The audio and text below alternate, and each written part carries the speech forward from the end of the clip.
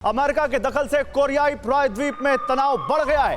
दक्षिण कोरिया और अमेरिका करेंगे न्यूक्लियर ड्रिल। न्यूक्लियर ड्रिल की खबर के बाद किम जोंग ने धमकी दे दी है। इन्हीं को कहा जाता है सन की तानाशाह। अमेरिका अंजाम भुगतने के लिए तैयार रहे, ये कहा है किम जोंग उन ने।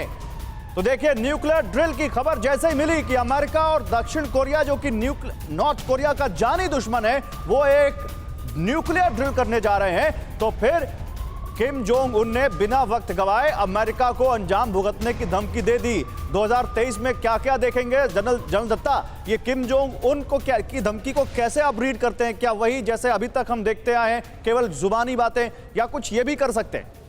देखिए, दुनिया का जो मिलिटराइज जोन्स बोलते हैं, नॉर्थ कोरिया, साउथ कोरिया, ये यूक्रेन वॉर से पहले एक बहुत हॉटस्पॉट हैं और अभी भी हॉटस्पॉट हैं वो। और जहाँ तक नॉर्थ कोरिया के लीडरशिप का सवाल है, आपको याद होगा ट्रंप साहब जो थे वो इनके साथ नेगोशिएशन करने आ गए थे कि भाई किसी तरह से ये न्यूक्लियर धमकी आप देना बंद कर दीजिए और जो भी बातचीत करनी है आप टेबल पे बैठ के कर लें। अभी बाइडेन साहब के आने के बाद वो दोबारा ब्रिंकमैनशिप चालू हो गई है और नॉर्थ कोरिया तो अमेरिका के खेमे में है ही।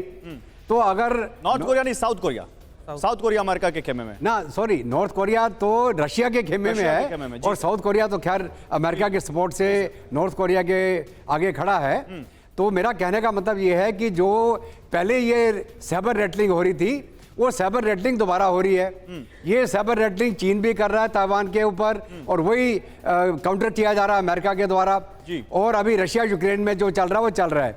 तो अभी ऐसा कि ब्रिंकमैनशिप के चक्कर में वही जो प्रोफेसर साहब ने कहा, किसी एक आदमी के द्वारा गलती हो गई तो उसके बाद में वो रुकेगी नहीं। गलती कैसे हो सकती है? ये तो तबाही ला देगी। ये गलती कैसे कोई इसको गलती कह सकता है? ये तो सोची समझी तबाही लाने की वजह होगी। देखिए, एक और बड़ी खबर मैं दिखाना चाहता हूं। यहां पर अमेरिका ने दक्षिण कोरिया में तैनात कर दी है स्पेस आर्मी।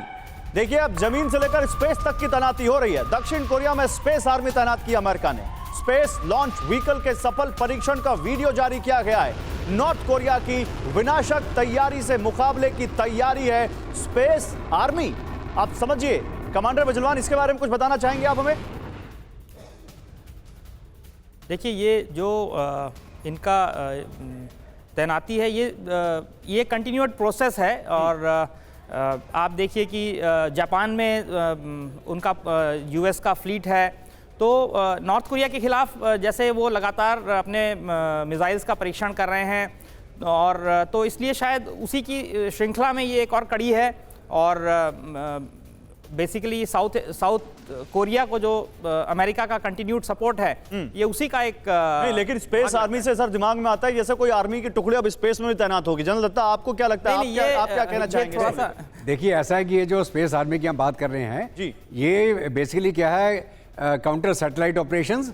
और यहाँ launching of a missile which goes into the outer stratosphere and re enters the earth. क्योंकि लेकिन साउथ कोरिया, नॉर्थ कोरिया में तो डिस्टेंस ही नहीं है, तो उसके लिए ये लागू नहीं होता। कोई भी मिसाइल आप मारेंगे तो with in minutes and seconds वो पहुंच जाएगी नॉर्थ कोरिया में।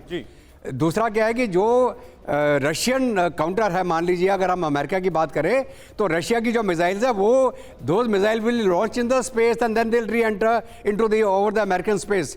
और यहाँ हाइपरसोनिक जो जिसकी बात चल रही है आज के दिन में होती है, एक बैलिस्टिक मिसाइल होती है जिसकी टेरिटरी कुछ दूसरी होती है, और सुपरसोनिक मिसाइल होती है, हाइपरसोनिक। जो हम स्पेस इसकी बात कर रहे हैं, it is basically meant for targeting any satellite system, any missiles which may be launched in a. Sir, Hindi में प्लीज, हमारे व्यूअर्स के लिए हिंदी में। जी सर, बोलिए। हाँ, तो जो ये स्पेस आर्मी की आप बात कर रहे हैं, ये मिसाइल्स जो कोई लॉन्च की जाएं, अगर वो स्पेस के माध्यम से निकल के री एंट्री मोड में आएंगी, उनके खिलाफ दुश्मन के सैटेलाइट को बर्बाद करने के लिए, उसकी कम्युनिकेशन को फेल करने के लिए। ठीक है।